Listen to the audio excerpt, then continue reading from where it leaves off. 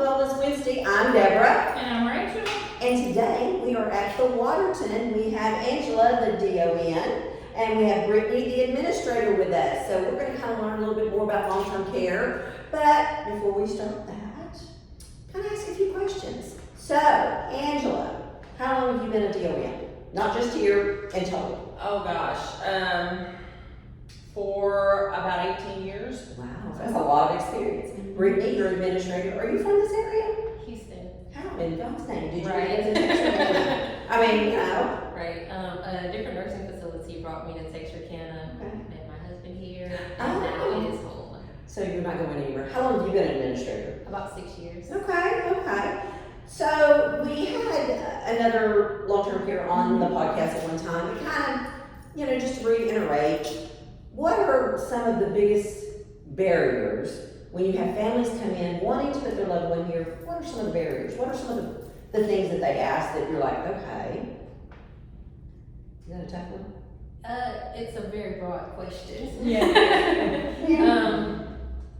Common barriers for families trying to place their loved ones is financial. Absolutely. Yeah. They don't want you to touch their money. Right. And they want to, they want to receive care. Mm-hmm. And they feel like their insurance will cover it. I think Medicare is their kind of should care for long term. Yes. That's a myth. It does not. Right, that's correct. There's two ways to pay for long term. It's private and Medicaid in the state of Texas. So when somebody comes in and their loved one and they are Medicaid, you do take Texas Medicaid pending, correct? And they have a roommate. How does that get? Do they get kind of? I don't want a roommate. A lot. How do you get around that? How do you get them to? It's going to be okay.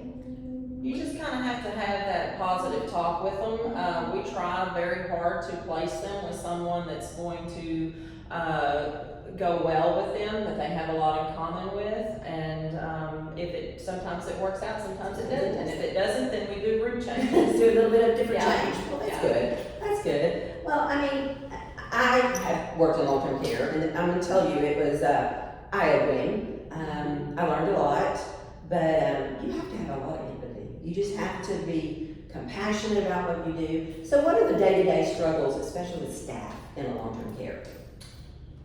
I really opened that can of worms. The word staff. I mean, staffing all in itself is a struggle this day and time for everybody, from fast food restaurants to nursing facilities, hospitals. Everybody feels that. So that is a struggle, but we're fortunate enough that we are able to staff the way we should. Josh Leonard, who is the president of Live Oak, allows us to use agency, and a lot of times that's a godsend for us. And one thing that I try to do is use the same people, Oh, really? so that we So are continuity. we have continuity of care. So So do you have, I mean, we all know as we get older, I might be one of those older people, we kind of get set in our ways. This is how I want to do it, I'm not going to do it any other way. So that's a challenge, I can only imagine. So, I mean, just those obstacles in the long-term care, family dynamics.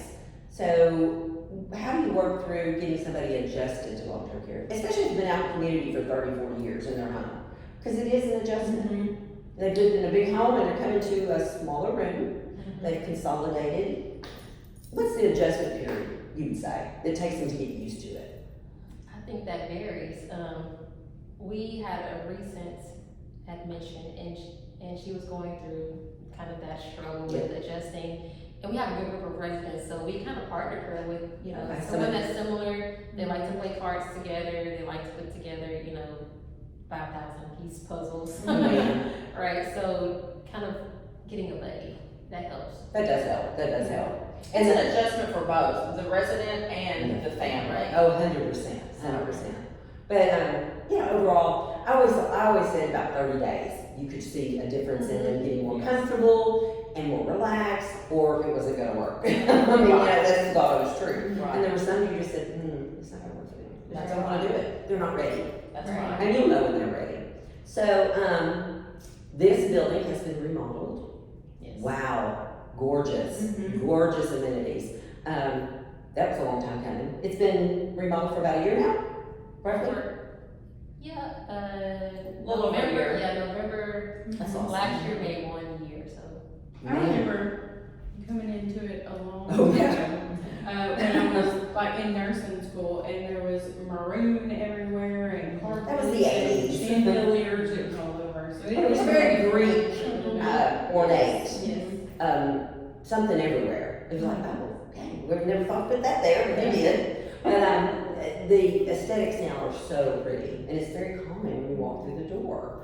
It smells great, which is a plus. I mean, in any nursing home. Right. You know, I know y'all have to struggle every day, you know, because this is a big building, and you have how many residents, you would say? 75. 75. We're full. Wow. 75, that's a lot of people under one roof. It is. Different personalities, different, you know, Yes. you know, and that going through that daily, because you're not gonna make everybody happy. You're just not. I mean, I'm getting to that age, I'm like, no, that doesn't make me happy. Let's move on. What is gonna make us happy? But, food wise, oh, I dropped things, sorry. Kitchen wise, your chef and things like that, great.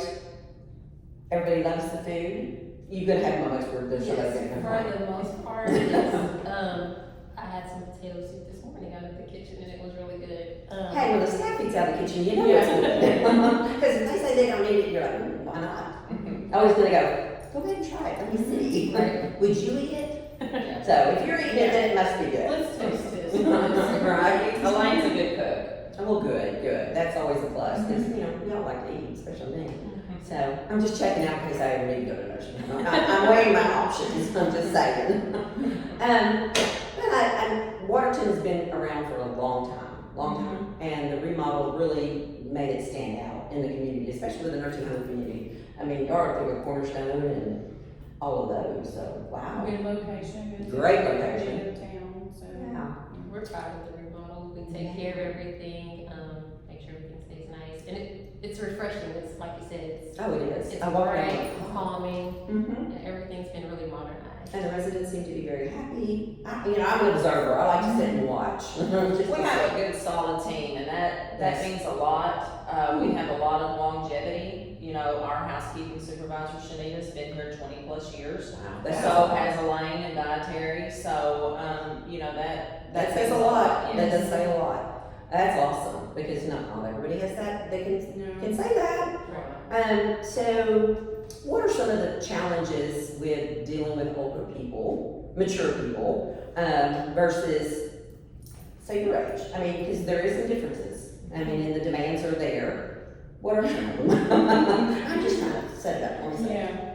I Should think- be more questions. I am today. I'm I think it's really adjustment because, like you said, when you're elderly, you are set in your ways, and then a little bit of your independence is taken from you because we're here, we Round the clock want to cater care. to you, we want to provide, you know, all these services to you when you're used to doing that on your own. On your own. So what if, because I know most of the time, you have a certain shower schedule for certain residents, right? So they shower on certain days, or do you guys separate, like some are day shift, some are afternoon shift? When I lived long-term care, the biggest thing that I dealt with was some people just were not getting up early in the morning to shower.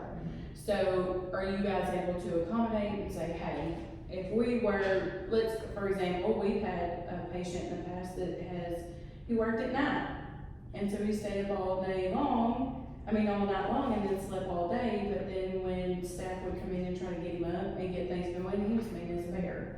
So. Don't blame me. I don't like to be coached. So, yeah, we do separate that out, and we do split up like A beds on the day shift and B beds on 2 to Yeah. 10. Oh, that's a And good idea. even though we do have certain days, we have certain residents that want to shower every day, and so we accommodate whatever the need is. That's good. Right. You know, if they wanna stick to just a schedule, that's fine, if they wanna do every day, that's fine. So it's whatever that resident needs or wants. As long as it's documented. Yes, we That's try the to key. accommodate, and even if we have one that does not like to participate, then we just make sure that we care plan it, and that way it's documented. Right. Yes. That's, I mean, you know, as we get older, we want to control some things. Oh, yeah, I sleep late, so I know 100% when I get old, I'm still gonna be a late sleeper, and it's probably best to.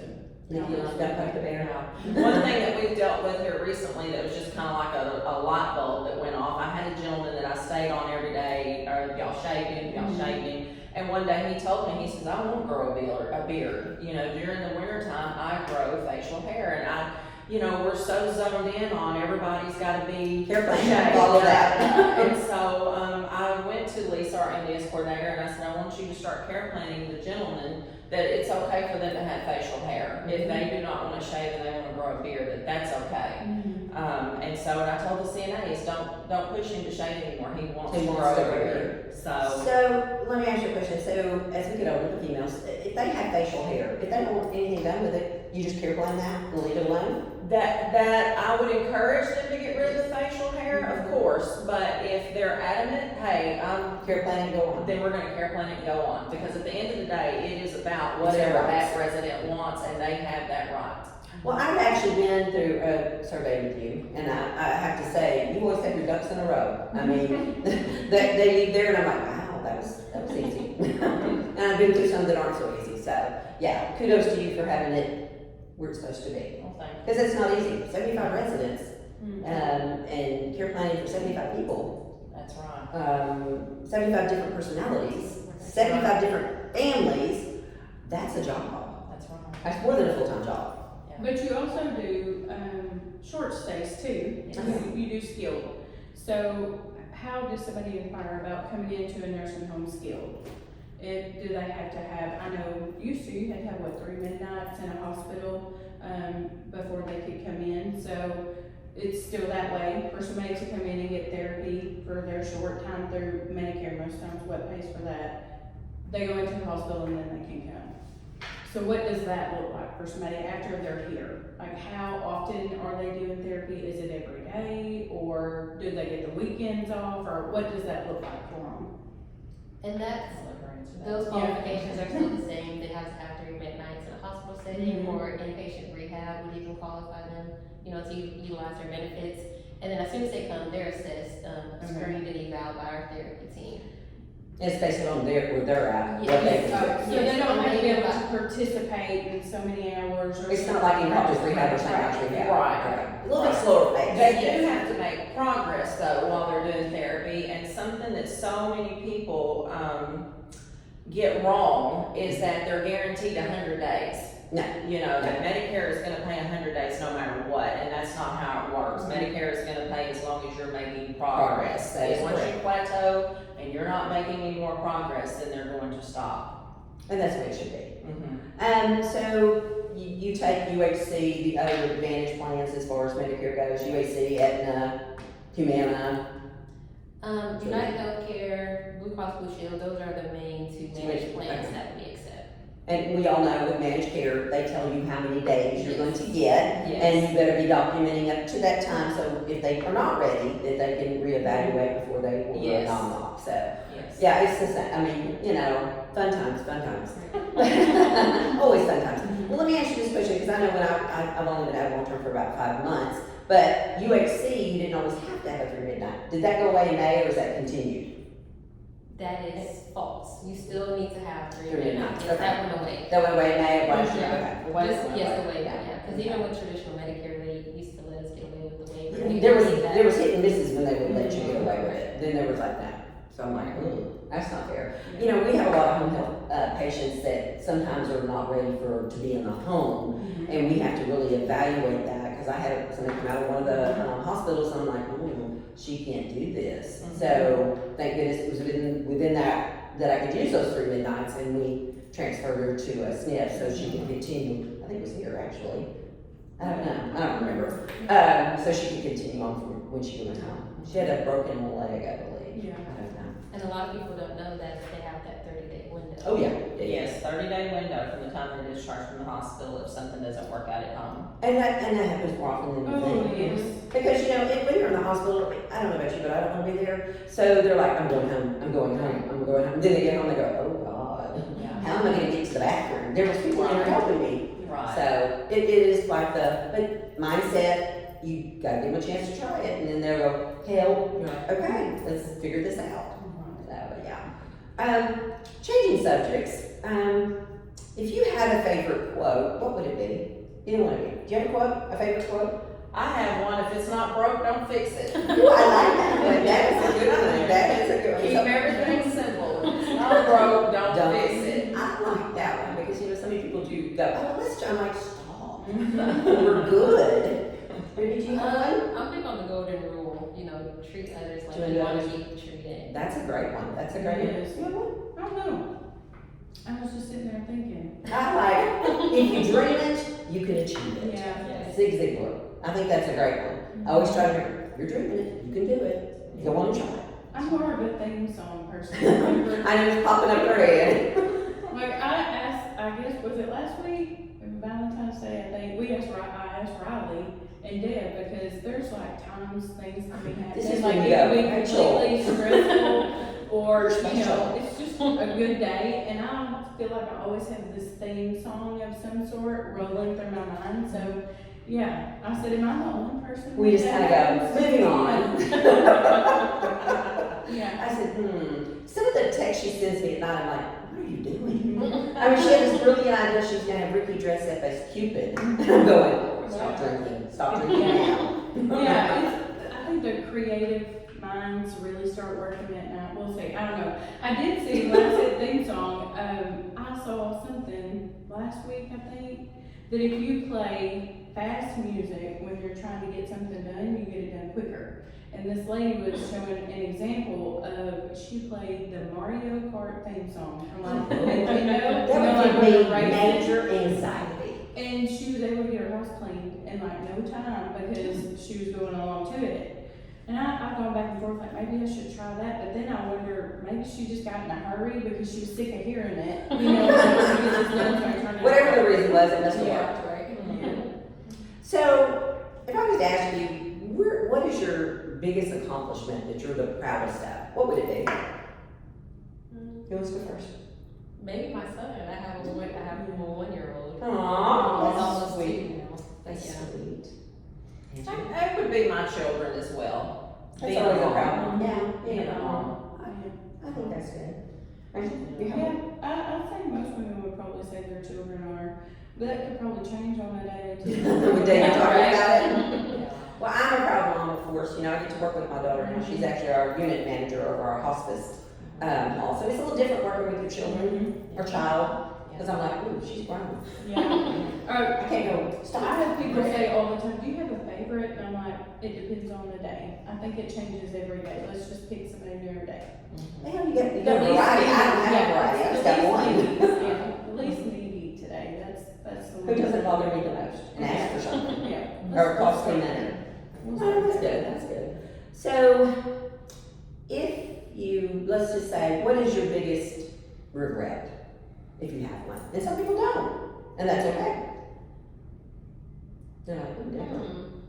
Don't want me to stop asking questions, don't you? I came prepared today. And that's okay if you don't have one. Gosh, I can't think of one. That's okay. I'm sure I do, but Yeah, I'm I'm sure I do too, but you know. Mine's skincare. Skincare. That's where it's at right now. What is your brand? I don't know. I just think that sometimes I don't give up 100%, I feel like. Yeah. Even though I go home exhausted, I'm like, you could have done better. Yeah. Right. You know, do better. Yeah. Especially if you know, work in long-term care, you do have those residents that you're like, oh, please don't, please leave me, please. Mm-hmm. More patience. Mhm. You know, I regret not having as much patience as I probably should. But, you know. Well, she got all deep, and I'm over here. That going, is just- I know, because I was went back into a first boyfriend kind of thing. Yeah. Oh, she was talking about career. Yeah. No, She anything. went into skincare, and I started thinking about back to a first boyfriend. So Well, I think probably all have that. Right, I think he was great. What is your favorite thing you love about your job? There's gotta be one. Interacting with the residents. Yes, they're Definitely. very sweet and insightful and truly caring too. The residents will ask my staff, how's your kid doing? How was that They get to soccer know game? you. Yes. Yeah. So I love hearing their stories. I just love hearing where they came from, how they got there, their life history. Right. You know, because that's their legacy. that's You right. know, and I love to hear people's legacy. Yeah. You know, we're all gonna be gone one day. Yeah. What's your legacy gonna be? Right. What people, what are they gonna talk about when you're gone? What are they gonna say about you when you're gone? Right. So, I hope they say that I cared and helped people when I needed to be helping, so. I actually have a resident in a nursing home that I used to work at, that when I'm having a bad day, she is pleasantly confused now, which sometimes makes my day, so much lighter with what we do. Sometimes I go by there in the afternoons and we have the most random conversations, and she's so pleasantly confused, but I always leave there just, The smile on I your feel face. so much better, just sometimes you need that lighthearted conversation. We have had some random conversations lately, but it makes me sad that she's, confused now, but it's very lighthearted and takes things off, and you're just like, man. That's a smile on your Yeah, face. it does. It does. And then, I love being able to go visit with y'all's residents and then go. I imagine that's probably what like grandkids are like, because I loved long-term care when I was in it, and then once I got out of it, I still have a passion for it, but not like I did. So I still like getting to hang out with the residents and doing the fun things, because y'all go. It is some hard days in long-term care.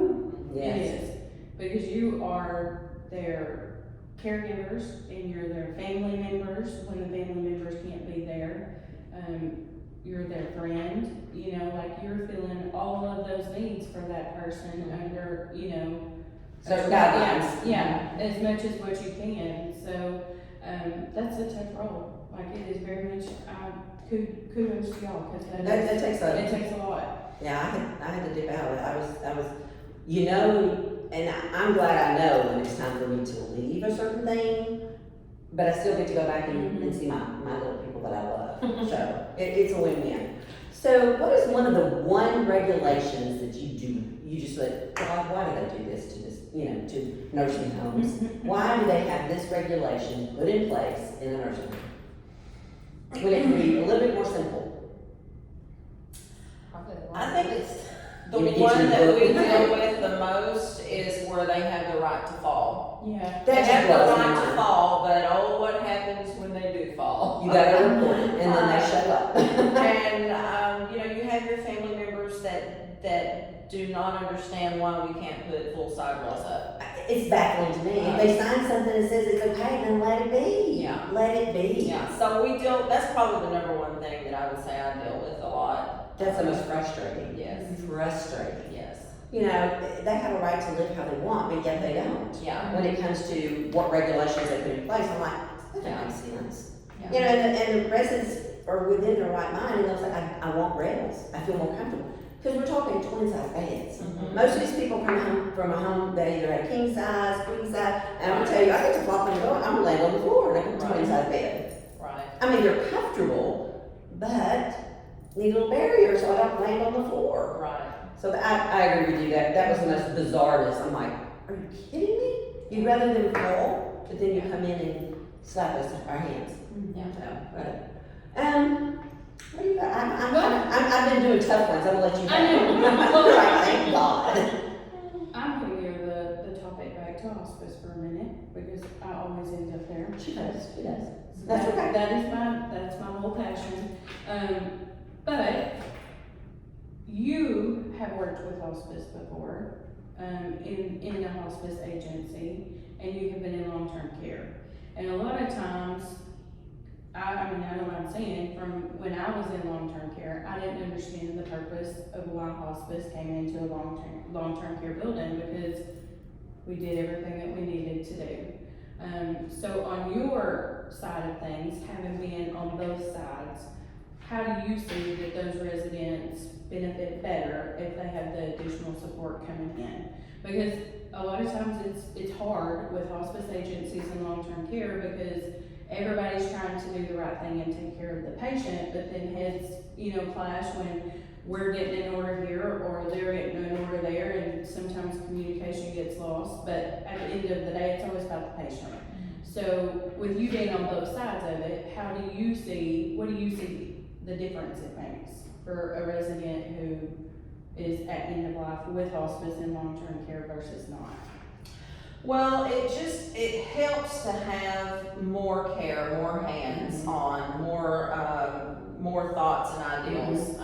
You know that with this person that's hospice, that you've done all that you can. You've thought of everything you can think of, and it's more support for the family, it's more support for the patient. And so I'm a very big hospice advocate. So I just think it's good to have the more the merrier. The bigger team to look out for that person. It's a team effort, and we work really well with all of the hospices, and communicate really well with the nurses, and the chaplains and the social workers that come in. So, for me, it's just a win-win. Yeah. And communicating between the facility and the hospice is always, Yes. you gotta have great communication. Yes. And for the resident and the family. And a lot of times when we have someone that qualifies for hospice and they're at that end of life, it just makes the family feel better. I mean, yes, we do everything, we can do everything for that patient, but it's a comfort level for them to know that we have an outside source coming in that's also seeing and also doing. A lot of times, the physician with hospice can prescribe those end-of-life medications that our doctor may not can. Right. So it just helps out. And not to mention there's chaplains. I mean, I know y'all have social Yes. worker, but the social worker that deals in this at the end of life, makes a lot of, and volunteers and, just a little bit of everything. Extra. Yes. So when I was in long-term care, I didn't really see it, because I'm like, well, we're already doing all these things, what do I need you to come in for? But even just the companionship, I think, with outside people that are, coming in, if family can't get there every day, or they're only coming on the weekends, they still know that they have somebody that's showing up just for them. So it is a companionship thing too. And not to mention with 75 residents, that's a lot Yeah, it is. for aides. I mean, even rotating it, you will have an aide come in and help. That helps a lot. It does. Kind of takes the stress off your staff. So, I have to talk about it. What's that? This week, on Monday, President's Day, was actually 1 year that Jimmy Carter had been on hospice services. He was one of the first presidents that was for the program, getting it funded and getting it going. So he's always been an advocate for hospice. But now he's been on service with a hospice provider for over a year, and he's kind of making everybody step back and say, People don't come on at the right time. Yes. Yeah. Because the general idea is most people come on, and most of the time, if we're only on a day or two, or a week or 2 weeks, we come on too late. Yeah. We Way should too come late. on way sooner. So, he's 99, and they say he's, we still have some conversation, but pretty much sits in a chair all day, and is just doing his own thing, but still declining at the rate that he qualifies. So, it's very interesting to me. I'm gonna be following him through his whole journey, but Well, I mean, Toby Keith just passed away on hospice. I mean, granted, he did get on at end of life, yeah. and that was his choice. And his journey, I mean, he actually documented it. You can actually watch it. Yeah. And the things that he talked about were like, wow. He gave a really good. So, He fought to the very end. he had He stomach really did. cancer, so I mean, I followed him. yeah, what an amazing journey he had. So, but hospice is there. I go back to my mother-in-law because I did work in the hospice industry at that point. I knew when it was appropriate for her to come on. It wasn't at the end of life. She was on hospice for 3.5 years, but she had that steady decline. And it kept her, I mean, she didn't have to go to the doctor, she didn't have to go to the emergency room, they came to her, common colds, anything. So and a lot of people think, oh my God, I'm gonna die. Yeah. We're all gonna die, newsflash. I mean, it's gonna happen. Just the word hospice doesn't mean it's Right. gonna be within 6 months. I mean, that's what the government or Medicare has put in place, but God has other At any plans. given point in time, I have read described in an article this week that said it doesn't mean that you just have 6 months from the very day that you're referred to hospice. It just means that at any point in your hospice time that it could happen. And they've actually been backed away from 6 months or less and more of a life-limiting illness now. So basically, we know that will be more than likely the reason that we pass away. So it is evolving. But Well, it needs a lot of changes, to be honest, because it's never evolved since it was originally put in place. The benefits haven't changed, nothing. And people are living longer now, yeah. to be perfectly frank. When it was put in, people weren't living past their 60s. Right. And now And I there's met a like lady the other day, increases. her mother just passed away, she was 104. Well, the population has grown so much, now. The baby boomers. Yes, Yeah. yes, they have, so it will increase even more by the time that I am in my sixties. Like, that's why we're pushing for in-home healthcare things. I still haven't wrapped my mind around all those. Have y'all seen the at-home long-term care and at-home hospital Commercials? Mm-hmm. I know. Yeah, you'll have to look into that, but basically they're trying to, at some point. Without their source for that. Yes, well, it's kinda like palliative care and those things. They have all these great ideas that they wanna put together and say, okay, let's roll with this. But I fell in a whole rabbit hole. I said, how are we gonna do hospital at home? But it is truly something that they're trying to get up and going, so I'm like, this is crazy. Long-term care at home, well, that's a provider service, more than likely, but how it's so hard now with people that have caregivers at home and keeping a provider in the home. If something goes wrong, you don't have a backup. In long-term care, if somebody calls out, somebody else is responsible, we know they're coming, so, it's very interesting things to. Well, it's very complex because a lot of people did not plan for the time that they're not gonna be able to take care of themselves. Right. They rely on, oh, I've worked all these years, you can take care of me now. And that's not how it works, unfortunately. Especially if they've saved their money and, they don't want to burn through it because they don't know how long they're going to live. Right. There's just a lot of what ifs. Yeah. What am I supposed to do? But when you start talking to people about their money, they can shut down real quick on you. Yeah. Listen, my Especially hands the are elderly. already pounding over here after dealing with taxes for the last. Yeah, she went down rabbit hole I've been taxes. on a rant for days about it, and I'm still not done with it. It'll pass. There needs to be more understanding of what it takes to qualify to come into a nursing facility because, nobody wakes up one day and says, I wanna go to nursing home. No, it's not something So you choose to do. it's something that happens in life that then where families are faced with, we've gotta put mom or dad, in a nursing home. And so people literally are just baffled when they find out that either you have nothing and you can qualify for Medicaid or you've got too much and you don't qualify yet you don't have enough to stay long-term Home. private pay. Right. And so many people are in that position. Oh, that's a conversation we have every day with people, and it's always the same look of Are shock. you When kidding you me? start That's okay. explaining to people how it works and then the cost of 24-hour long-term Yes. care, it's expensive. I didn't know how many times as being in long-term care, they would come in and go, I need my mom to come here. And I'm like, okay, well, let's talk about the financial part. No, I need to keep her check, but I need you to take care of her. Not, it's not gonna how it's gonna work, unfortunately. But here are your options. Yeah. I'm gonna let you make that decision, and it's hard. They're like, well, how am I supposed to live? I don't know. It's not my responsibility. And it's not just the elderly anymore, we're seeing younger and younger. So, 40s and 50-year-olds have strokes, they have vehicle accidents where they're no longer able to be at home, don't have anybody to take care of them, so, it's just a real crisis for a lot of people. It is, and it's, the one thing I've always said, I'm gonna educate, because I actually went through it in 2004 with my mom and dad, and I was like, whoa, I'm going to have as many answers as I can get before I have to deal with. And I told my daughter, I said, when it's our time, it'll be planned. You won't have to worry about it. So, that's how, I wish more people would actually, I know mom and dad doesn't always share. You're dealing with, your dad passed away, your mom, I don't know about your circumstance, but your parents are very, Private. they don't talk about it. I dealt with it with my dad, I learned more after he died than when he was alive. I was like, wow, my dad had been married before, and I go, what? Yeah. That generation don't want to share. They Yeah. My parents were literally the type of no burial policy. Right. When we die, just go to the bank and get our money and pay for the funeral.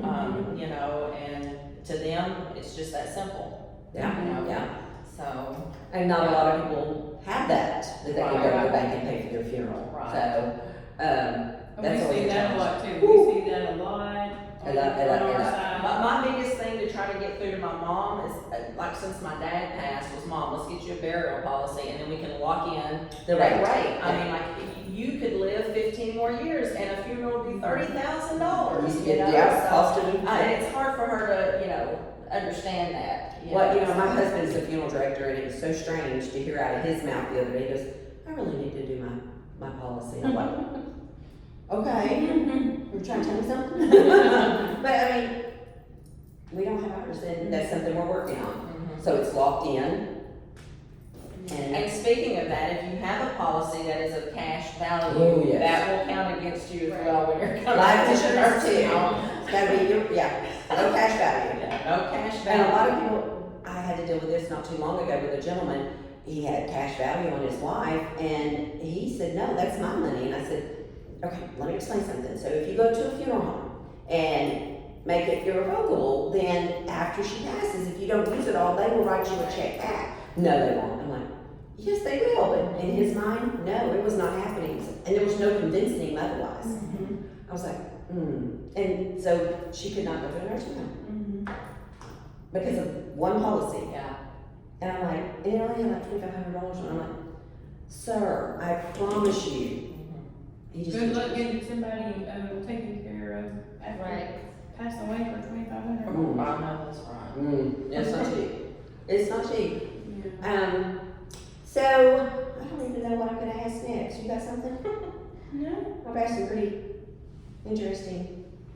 I'm thankful for the sunshine. I'm That's just the very, truth. very thankful for the sunshine. As I said yesterday, it was so warm for February. I said, what do you think August is gonna bring us? I don't even know. It's getting warm way too quick. Last year was miserable. Yeah. I'm like, I didn't want to go outside. I was like, no, I'm staying in here. Come see me here. I like the air conditioning. I'm normally a winter person. Like, I normally like the colder months because I don't like mosquitoes and ants and snakes. So like, I would be okay with summer if all those things didn't Didn't participate with exist. it. So I normally prefer the colder season, but it's been bad this year. The rain and being cold has just made it really gloomy. It's not muddy, it's, Yeah. something.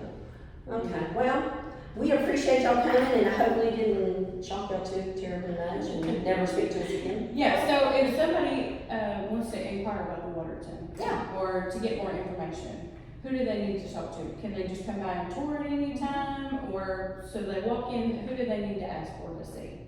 They can ask for me, Brittany, Okay. or Angela, but anybody can help you, they can come in. So do y'all have a waiting list now since you're full? We do actually. And you have a sister nursing home as well, and it's Edgewood. Edgewood over on Elizabeth Street. So if you can't get here, you can always go to Edgewood on Elizabeth Street. I've met Mary, the administrator over there. I can't believe she lives in Little Rock and drives here. Wow, that's dedication. And they have 2 secure units. Right. So, That is a very, very good point. Now, is it, male, female. and then it's separate? Okay, that's good, that's good. So always you can reach out to Angela or Brittany about the Waterton or their sister company, Edgewood over on Elizabeth Street. Long-term care is a different thing. It's sometimes overwhelming for families, and when they get in there, there's clinical has to approve it, your MDS has to approve it, and then financial. So there's 3 components that go with it, and sometimes that's overwhelming when you sit down with the family because you're going, can I be mom in tomorrow? Right. Not exactly. And then, they haven't been to see a doctor in a year. So you have to go, you're gonna have to see somebody because we've gotta have something to base it on. Especially if you're coming from the community, and sometimes the DON or the assistant DON will wanna go out and do a face-to-face just to make sure, that the patient's needs can be met in a facility, and make sure, and then of course the MDS coordinator will make sure there is a medical necessity to be in a nursing home in Texas. Texas is a little bit different than Arkansas. Texas is a little bit harder to get into a nursing home. Your ADLs is not one of the things that can get you in a nursing home in Texas. It has to be some type of diagnosis that makes you not be able to take care of yourself in the home. Dementia, blindness, CDA, those type of things. So it's a little bit more to it to get into long-term care in Texas. There is a process. If you're coming in Medicaid pending, normally that takes what? Since COVID, it takes a while for it to get approved. And that's where the business office person comes in and she has to do a lot, making sure she has it all put together before she submits it, because she doesn't want it to get rejected, Right. because then that could take another 6 to 7 months. And that, that's where they're not getting paid for that person being in the building, and that's a financial struggle. It can hurt. This is a business. It's a customer service business, is the way I like to look at it, because everybody needs to be in customer service minded, because it's like a hotel, long term. Yeah. And these are your little residents. Long term, I think just more education in the community. Right.